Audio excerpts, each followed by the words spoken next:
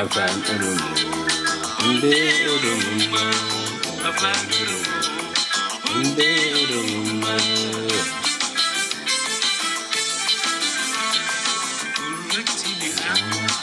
yaa'an sagalee kee cirracha bishaanii baay'inni jecha kee gurratti mi'aawa yaa'an sagalee kee cirracha bishaanii baay'inni jecha kee.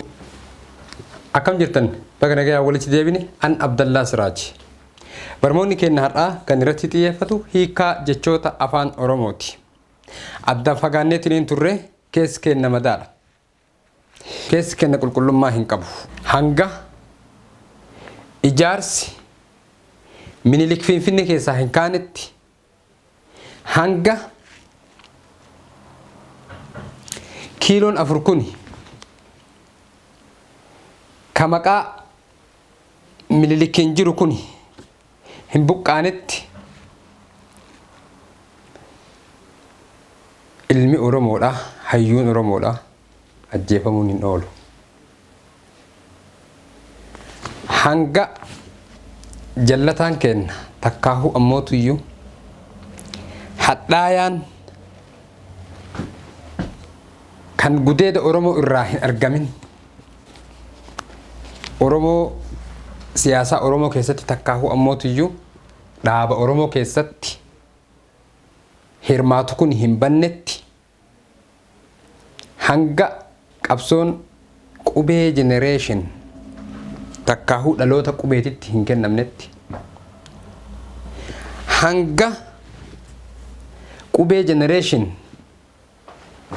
qabsoo kiyya jedhee fudhatee ka akka jaalmarroo kana heddummaatee bosonatti hin galletti Oromoon du'arraa hin haftu. Hayyuun Oromoo takkitti barakaa hin argattu. Hanga wanti Oromoodhaan malu tokko moonaa Oromoo keessatti gadi hin dhaabannetti hanga warri garaadhaaf bitamu warri sababa biizinasii godhateetiin mallaqatti jijjiiratuu fi dachii Oromoodha lafa Oromoo fi lafee Oromoodha Oromummaa fi Oromoo fi Oromiyaa ummanni gurguratu jarri gurguratu hanga gama sabaatitti hin deebinetti hayyuun Oromoodha kan dachii Oromoo biqilchite tokkoon isaatiiyyuu akka rahmanni hin kajeellamneef hundi keenya beekuu nu barbaachisa. Sababan jedheef qaba. Wanti ani kana hunda jedheef isinis narraa understand goosu takka narraa fahamtu jedheetiin abdadha. Narraa fahamtu jedheetiin amana. Gudeeda Oromootiin kadhalate tokko Oromummaadhumaaf quuqama. Oromiyaadhaaf quuqama.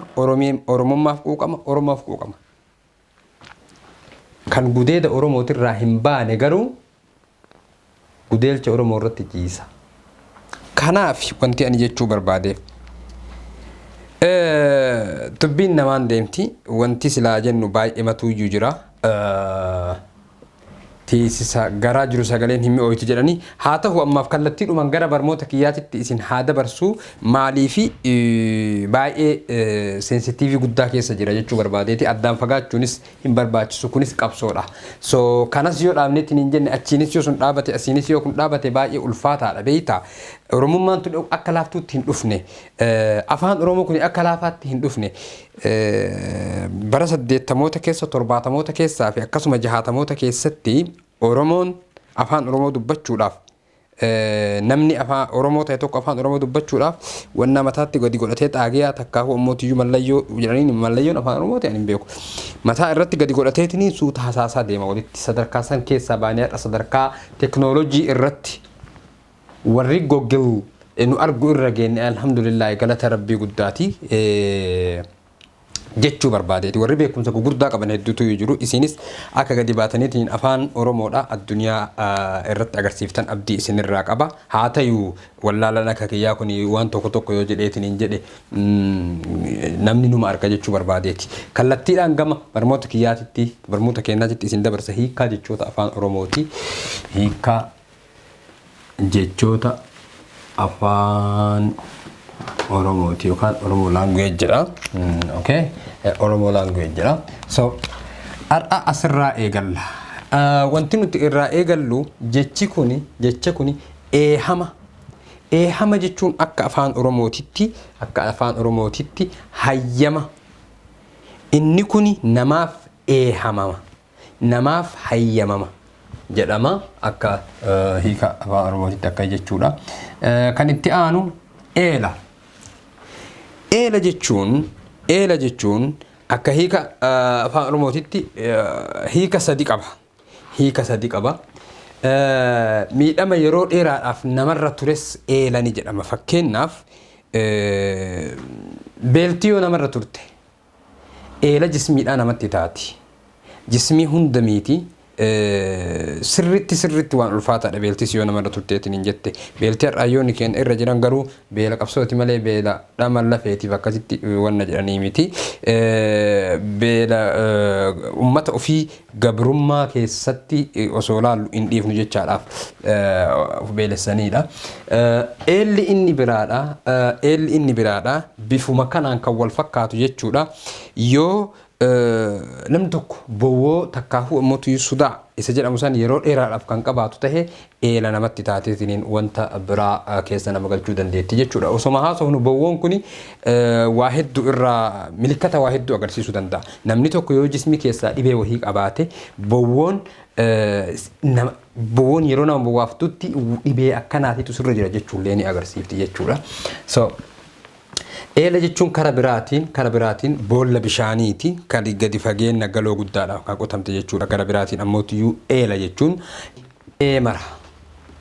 eemara jechuun karaa gaarii nama qabsiisu yookaan ammoo xurree gaarii nama agarsiisu. Fakkeenyaaf barataa tokko yoo kaalkuleeshiniin herreegaa kan dhibu tahe maal goota jechuudha. Kaalkuleeshinii san akkaataa inni itti hojjetu ni eemarta, itti agarsiifta. Karaa gaarii irra isa buuftaa jechuudha. Okay? Inni kan biraa emmee jechuun dhala jabbii yookaan saawwanii emmee ka jedhu kana. Inni kan biraa ammoo jechuudha eengatuu jechuun ijoollee qananiidhaan guddatte jechuudha. Eengatuu jechuun ijoollee qananiidhaan guddate taatee homa kamiifiyyuu ima boottu. Fakkeenyaaf yoo tuuxes ni bootti, yoo aartes ni bootti, yoo gammaddes ni bootti. Because sababiin isaa waan guddinni isaanii qananii guddaadhaan wanta guddatteefi jechuudha. Eengatuu jechuun ijoollee qananiidhaan guddattellee ni jedhama jechuudha. Kan biraa eessuma jechuun obboleessa haadhaati. Okay? Eessuma jechuun obboleessa haadhaati jechuudha.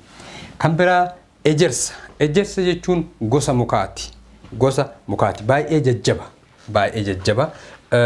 Zayitiin muka ejersaa irraa argamtu dhibee nyaqarsaa kan jedhamu tokko ni jira. Dhibee nyaqarsaa saniin ni balleessiti jedhameetiin haasa'ama. Ammas dhibee biraa kan isii yoo ittiin dhiqaniitiin hin jedhan sun irraa baddus ni jira jechuudha. Sun ejersa jedhama jechuudha. Ejja yookaan ejjuu. Akka hiika afaan Oromootitti ejja yookaan ejjuu jechuun seeraan alatti dhiirti dubartii bira dhaqu yookaan ammoo faallama sanii jechuun dubartiin dhiira bira dhaquun ejjuu takkaahu ammoo ejjaa jedhama jechuudha. Dhiiraaf ejjaa jedhama, dubartiidhaaf ejjuu jedhama jechuudha. Inni kan biraa ejjituu jechuun akka hiika afaan Oromootitti dubartii hara malee dhiira adamsitu. Hara malee jechuun yeroo baay'eef jechuudha. Baay'inaan dhiira adamsitu jechuudha. Maal jechuun ejjituu jechuun dubartii hara malee takkaa humnaa ol dhiira adamsitu jechuudha. Baay'inaan jechuudha. Hara malee jechuun baay'inaan jechuudha jechuudha. Inni kan biraa ekeraa. Ekeraa jechuun bifa nama du'ee kan hirriba keessa namatti dhufu takkaahu ammoo akka manaabaallee jedhaniin akka manaabaa akka abjuullee jedhaniin jechuudha isa ekeraa jedhaniin kana ekera dubbiftuullee waan akkas akkasiin hin jira miti sila hin jira waan akkas akkasiillee jechuudha. Inni kan biraa ekertuu jechuun waan nama huqqistu fakkeenyaaf ekertuu jechuun wanta nama huqqistu namni tokko yoo dhibee wahii qabaateetiin hin jedhe jismii keessaa inni huqqata sun ekertuu inni ekersite jedhama takkaahu ammootiyyuu wanti suni ni huqqifte ni miite jedhama jechuudha isa akkasiisaniin ekertuu jedhaniini jechuudha takkaahu ammootiyyuu waan anoo itti taatellee jedhama akka afaan oromootii jechuudha. Barmoonni keenya har'aa kan irratti xiyyeeffate hiikaa jechoota afaan oromooti. Barmoonni kuni barmoota afaan oromootii jechuudha. Okay? Chaayinaaliin kuni chaayinaalii afaan oromooti. Please subscribe gochuu hin dagatina. Share, like fi akkasuma comment nuu kennus hin dagatinaa jechuudha. Hanga barmoota biraatiin walitti deebinutti nagaa yaannaa jiraadhaa.